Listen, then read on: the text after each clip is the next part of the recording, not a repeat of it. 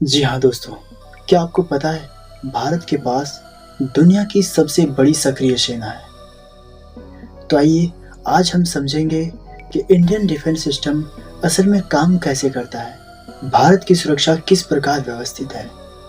तो दोस्तों, भारत की सुरक्षा 3 स्तंभों पर टिकी है: इंडियन आर्मी, इंडियन नेवी और इंडियन एयर फोर्स। और इन तीनों के चीफ हैं भारत के राष्ट्रपति, प्रेसिडेंट ऑफ इंडिया। रक्षा से जुड़े सभी फैसले, बजट, हथियारों की खरीद और रणनीति भारत की मिनिस्ट्री ऑफ डिफेंस यानी रक्षा मंत्रालय तय करता है।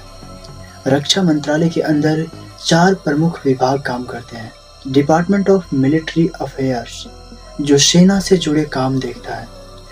डिपार्टमेंट ऑफ डिफेंस, जो नीतियां और प्रशासन संभालता है।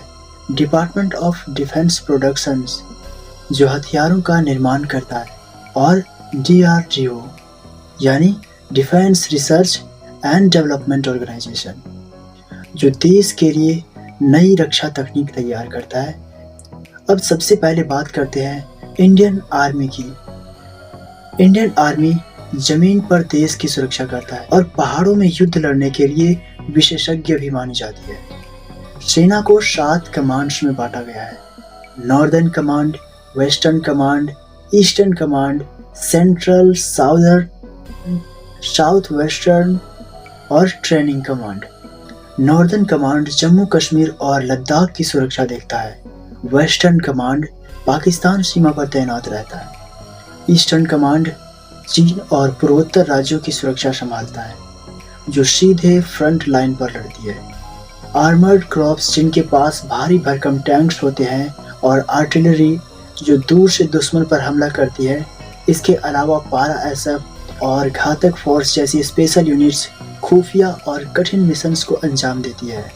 दुनिया में सबसे ज़्यादा UN पीस कीपिंग सैनिक भेजने वाले देशों में भारत भी शीर्ष पर है।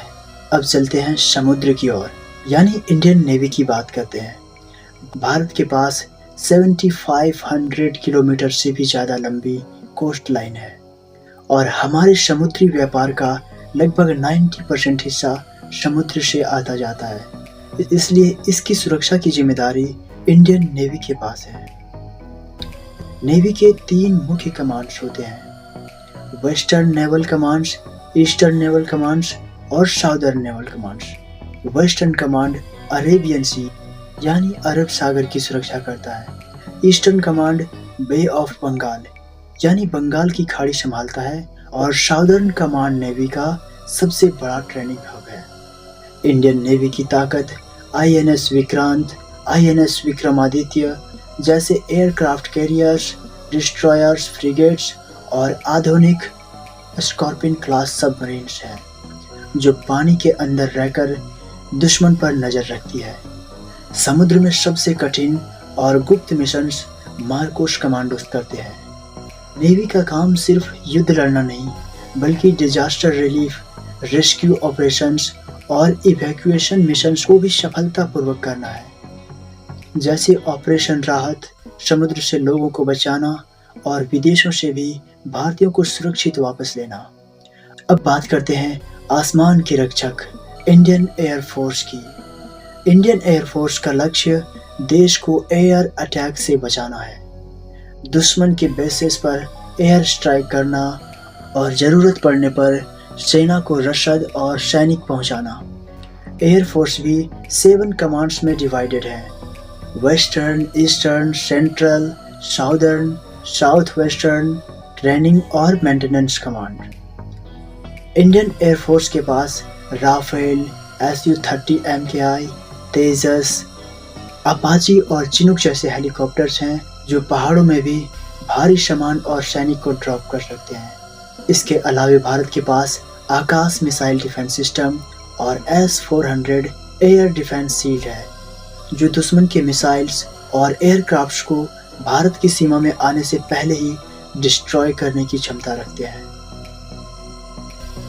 एयर फोर्स की भूमिका वॉर टाइम में एयर सुपीरियरिटी और पीस टाइम में देश की निगरानी और आपदा के समय राहत मदद पहुंचाना है। भारत की रक्षा प्रणाली सिर्फ सेनाओं तक सीमित नहीं है, बल्कि आत्मनिर्भर टेक्नोलॉजी पर भी बहुत जोर देती है। डीआरडीओ ने अग्नि, पृथ्वी और ब्रह्मोस जैसी मिसाइलें विकसित की है।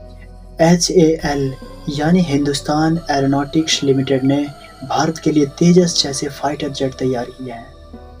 और AI यानी artificial intelligence based defence system पर भी भारत तेजी से काम कर रहा है। BEL ordnance factories defence plus मिलकर एमिनेशंस, वेपन्स और एडवांस इलेक्ट्रॉनिक्स बनाते हैं। अंत में यही कहना चाहूँगा, भारत की असली रक्षा ताकत सिर्फ हथियार नहीं, बल्कि कोऑर्डिनेशन, डिसिप्लिन और देशभक्ति है। हमारी तीनों सेनाएं एक साथ मिलकर काम करती है, तभी हमारा डिफेंस सिस्टम इतना मजबूत है। अगर आप भी डिफेंस करियर में जाना चाहते हैं तो याद रखिए, देश को फियरलेस, स्ट्रॉन्ग और कॉन्फिडेंट युवाओं की ज़रूरत है। इंडियन आर्म्ड फोर्सेस को जय हिंद और आप सभी को धन्यवाद।